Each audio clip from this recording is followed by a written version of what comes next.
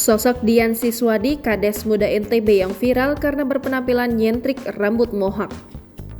Baru-baru ini viral sebuah video singkat memperlihatkan seorang kepala desa berpenampilan nyentrik yang berhasil menuai sorotan publik.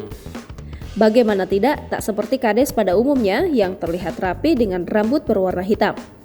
Meskipun penampilannya yang nyentrik, siapa sangka jika Kades yang tengah viral di media sosial ini merupakan sosok yang jago perihal mengaji. Bahkan suaranya saat melantunkan ayat suci Al-Quran terdengar merdu didengar.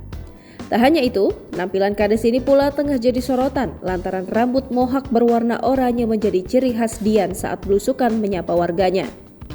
Lantas siapakah sosok Kades NTB ini?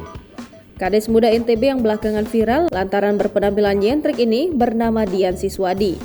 Diketahui Kades tersebut ternyata memiliki riwayat pendidikan S2.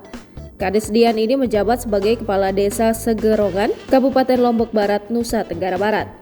Hal tersebut diketahui melalui akun TikTok pribadinya @kades_muda.22, di mana melalui media sosial itu dia membagikan kegiatannya sehari-hari saat turun tangan ke lapangan memimpin desa Sigorengan. Sontak saja, penampilan kepala desa satu ini berhasil mencuri perhatian publik dan menuai sorotan sejumlah warganet di media sosial.